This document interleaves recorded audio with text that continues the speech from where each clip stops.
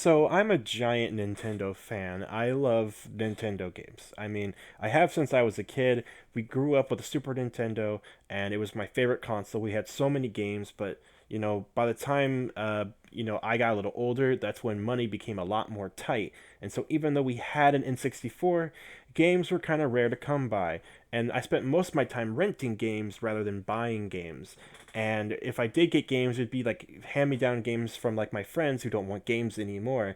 And they would just let me borrow them until I wanted to give them back. And sometimes I would borrow games for like half a year, and then they'd be like, "Oh, can I have that game back?" And I'd be like, "Yeah, sure." And I would just be like, "Damn it, I really wanted to keep playing that game." And well, basically, I didn't have a GameCube or a Wii, but thankfully, a lot of my friends had those, and I would play Nintendo games on them. However, when I was like in grade school, I really wanted a GameCube, and I just never got one. I ended up buying one way later. I bought one on off eBay when I was much older. But the thing is that I wanted a GameCube growing up, but when the Wii came out, I never wanted the Wii. And this is really crucial for this conversation I'm about to have because the reason why I didn't want to buy a Wii or I didn't want to get a Wii for Christmas or for my birthday or anything like that when I was in high school was because the Wii didn't seem to cater to my needs as a high school teenage boy who plays games constantly. I mean, I wanted to play games nonstop. And what happened was my dad bought an Xbox 360 the year it came out because my dad actually wanted to buy the original Xbox a long time ago, and he never did. And part of why was because my brother convinced him if we got a PS2, we could play our old PS1 games on the PS2. Like I said, because money was tight, my dad thought that was the better option because he could then buy us used PS1 games for really cheap, and plus we could still play our old PS1 games on it, and basically have a bunch of things to do with our new toy right off the bat. And we did, and it was really nice having both a PS1 and a PS2 because then we could play one of us could play Final Fantasy VII on the PS2 while the other one was in the other room playing Metal Gear Solid on the PS1. We did stuff like that all the time. In fact, we still got a lot of use out of our PS1 after we had a PS2. So, that's just how it is when you're a kid, man. You use what you got. And, my dad bought a 360, and when we just had some games here and there, and eventually I told him that Gears of War looked really really cool and I really wanted to try Gears of War, right? And one of my friends had Gears of War on his Xbox 360, and he told me he played the online like crazy. So we would play together, and he was so much better than me. He pretty much played by himself, right? But I loved playing the online in that game, and I actually grew up playing on PC as well because my older brother would just he was really into PC gaming, and thankfully my mom's work computer could handle PC gaming. And I played Fable 1 on the PC when I didn't own an Xbox actually, and that was my experience with Fable 1 was playing with the mouse and keyboard, right? But I also played other games online like Counter-Strike, and I played Halo on PC actually as well. That's how I played Xbox games when I didn't have an Xbox, was PC. In fact, the first time I played Oblivion was on my older brother's gaming rig that he built.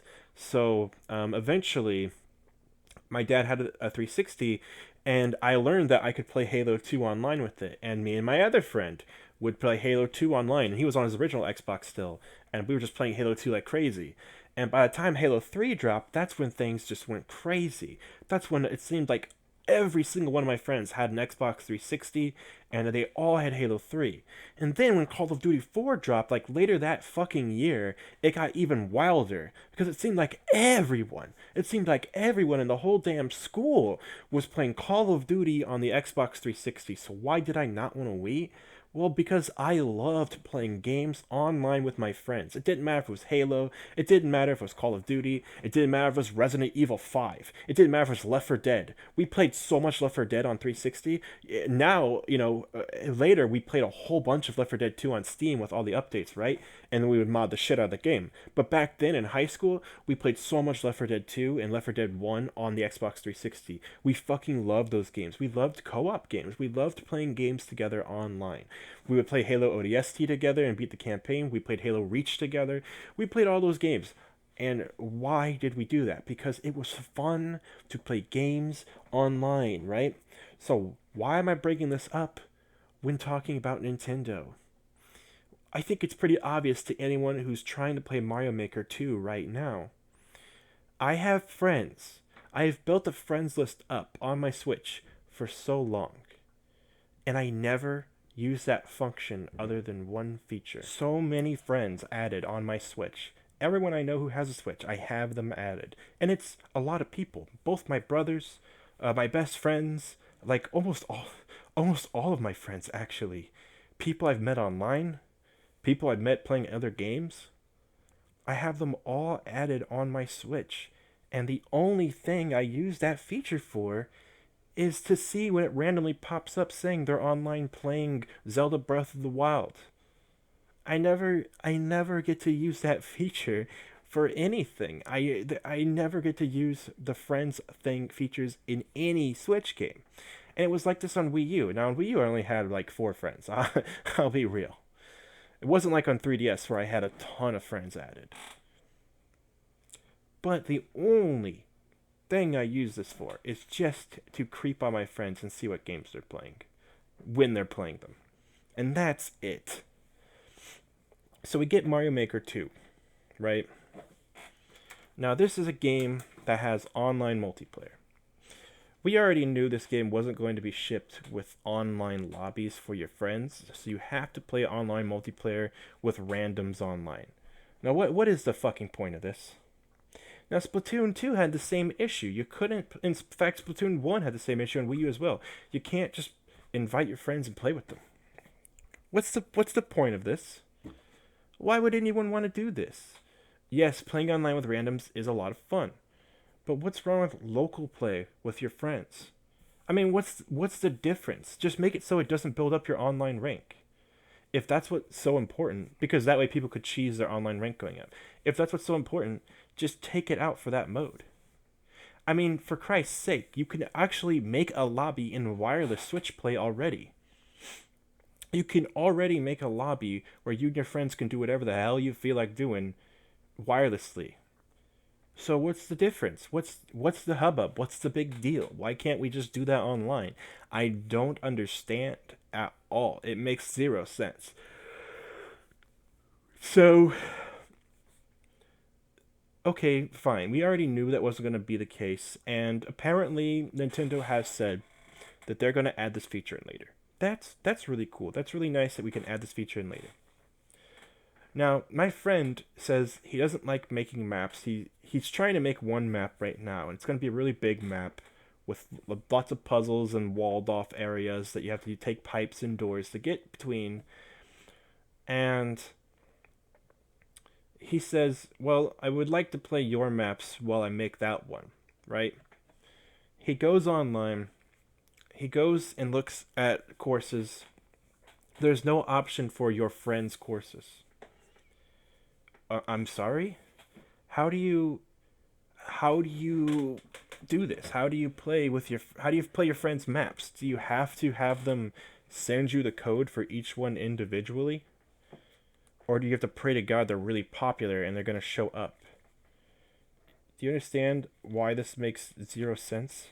Luckily, you can search by Maker ID and course, you can search for course ID, but you can also search for Maker ID. So you will be able to find your friends that way. However, because your Maker ID is different from your your actual Switch Online profile, it's really confusing. It's really like you still have to basically ask your friend, what is your ID, so I can find what you've made, right? So to me, what I don't understand is why they can't just have a friends tab on the course list where it just shows all of the courses your friends have made. And maybe if you have a lot of friends, it might be like a scroll bar, and maybe there's different ways to organize it, like alphabetical or whatever. However they want to organize it, or maybe give you options on ways to organize it.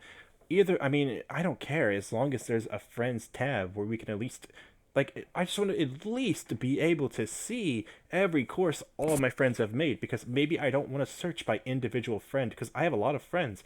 I might leave some out, and maybe I want to play my friend's course without telling them first that I'm going to play their course, and then, like, tell them later, like, haha, I beat your course, or man, I can't beat your course, you made it too hard, or something like that. Or maybe I don't want to say anything, just leave a comment, so that way when they get in, they just see, like, a weird picture on their course. Let us do these things. Let's socialize and have fun. Why is it that we can't socialize and hang out with our friends in real life? Like why is Nintendo so hell-bent on us like trying to only you can only communicate with people in a foreign country. You can't talk to your actual friends. Like it just makes no sense. And the real kicker is, and the reason why I bring all of this up is that there's an app. There's a Nintendo app.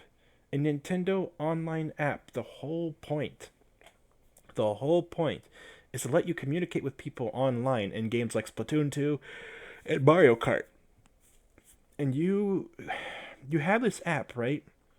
Why don't you just let us use this app and then be like, "Oh, here's all your friends on Switch. Oh, here's how you find their courses." Like what is with this weird lack of interactive ability? Like, let me interact with my actual friends. Like, yes, the Switch is cool because I can take it on the go. This means when I hang out with my friends, sometimes we all have our Switches on us and we do stuff with our Switches. So we could easily just show each other codes and say, hey, let's play each other's maps right in front of us, or let's get in the same lobby and we'll play all our maps we've made together. Stuff like that. That's all fine, but why does it have to be like that? Why can't we just also do things online in the year 2019 when 10 years ago on the 360 we were playing games online even earlier than 10 years ago with in party chats and in so we didn't even have to be playing the same games. We could still be social and talk to our friends while we're all playing different games. That became a thing. It was like hanging out on Discord or Skype before those things existed. We could just chill and play games. And the fact that we can't do that in any capacity, I'm not even asking for all that. But what I would really like is to be able to download my friends' maps without having to ask them for their fucking code. Like, what a weird, stupid system that makes no sense. Just go. Is it even the extra mile? You're already making a game that's all about playing online maps that you find. So why not just let us, play our friends' courses? Obviously, I'm going to start asking my friends, hey, what courses have you made? What courses are you proud of? I'll play them and I'm going to save all their favorite courses that they've made so I can play their courses and have a good time with it, right? That's all fine, but like, for Christ's sake, for Christ's sake, you guys. All right, I'm going to go ahead and I'm going to wrap this up here. I'm going to end it. I don't have too much to say, but it's just like, Jiminy Christmas, Nintendo, would you just please get your shit together? Let us play Mario Maker 2 with our friends. Let us play each other's courses. What is the deal? Like, I really don't get it. So, uh, I am honestly dumbfounded. So, I love Mario Maker 2, guys. Don't get me wrong. The game is fantastic. I love being able to play as Luigi in Super Mario World. I love being able to play as, all these other characters. I love being able to play, Mario 3D World. It's a fantastic game, and Mario Maker 2 definitely puts it at the forefront. There's a lot of Mario 3D World stuff just for it, and the story mode uses it a lot. And people online have already made really cool maps with the special features only for that world. So the amount of content in the game is amazing.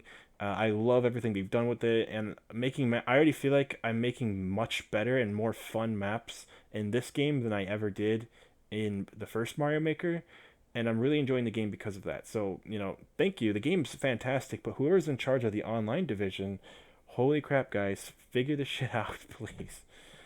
All right, that's all I have to say, and I'll see you guys on the next one.